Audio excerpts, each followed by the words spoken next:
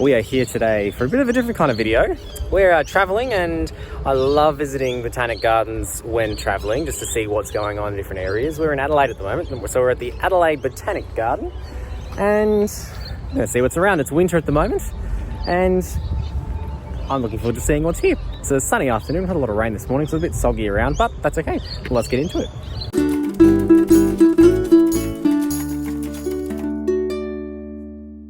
The Adelaide Botanic Garden is located on Kaurna country right in the city of Adelaide, South Australia.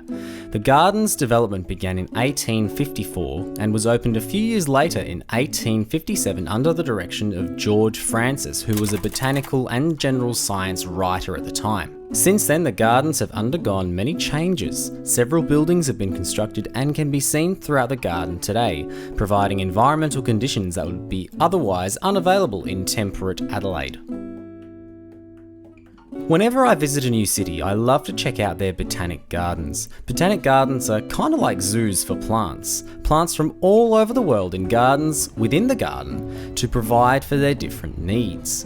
Adelaide Botanic Garden houses a number of tropical and heat-loving plants in the different buildings. The Bicentennial Conservatory is a unique building which houses a tropical rainforest. I always appreciate how gardeners have set up the environment so thoughtfully to cater for the needs of the plants to allow them to grow and thrive, even though you wouldn't find them naturally growing in Adelaide's temperate climate.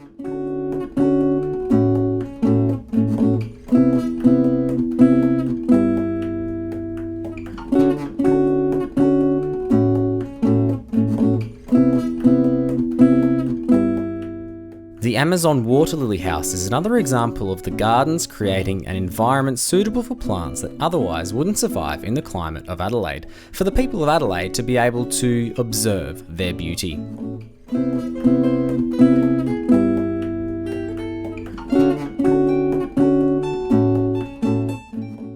It's okay, even in the hothouse of the Botanic Garden, we still get crispy leaves.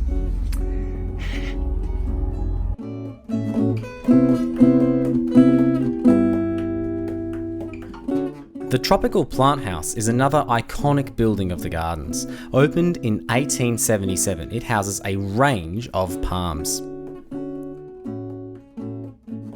It was winter when we visited the gardens, so many trees were missing their leaves during their winter dormancy period, but there were a few flowers out for us to enjoy still.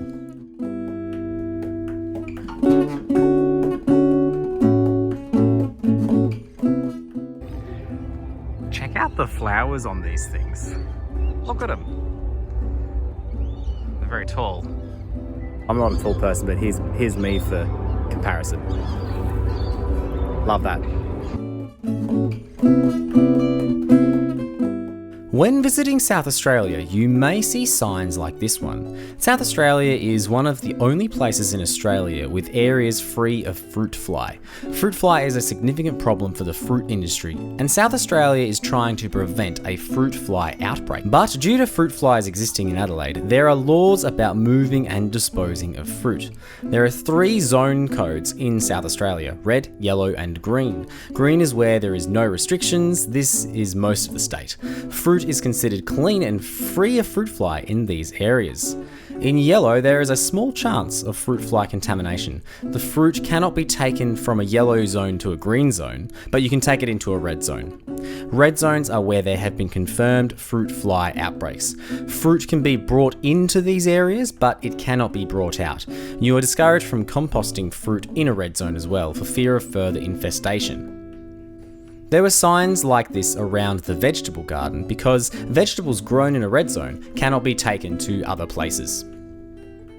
Also in the vegetable garden, we made a very exciting discovery. I'm very excited. We're in the vegetable garden here, and guess what we found? Avocado tree. You can tell by those leaves, and there's also a plaque down there just to confirm that it is in fact our favourite Persea americana. This is a red variety. We've got a couple more. We've got one over here. This is a bacon, so we've got some complementary varieties going on. There's another little one down here, which is I can not tell by looking at it like that, but there is a stick here, and that is a Pinkerton. There we go. Beautiful. I love it.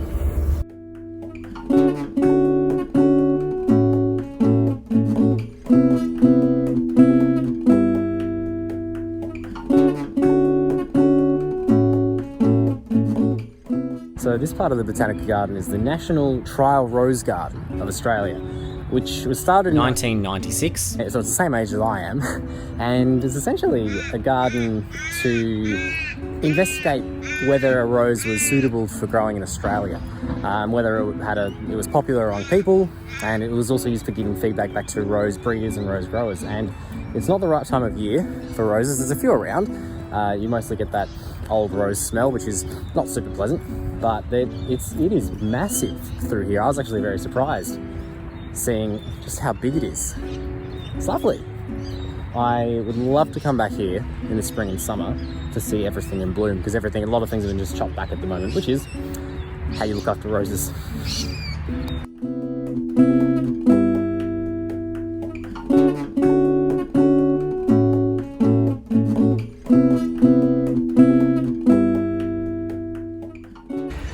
It's getting dark now and it's just started raining, so we're going to head off, but really enjoyed the trip to the Adelaide Botanic Garden today. Thank you so much for watching this video. It's a little bit different from this channel, but we saw an avocado, so not totally unrelated. Let me know in the comments what your favourite botanic garden is and what you thought about this video. Please make sure you're subscribed to Scott Grows an Avocado Tree so as to miss any future avocado or other garden plant related videos. Thank you once again for watching, and we'll see you next time.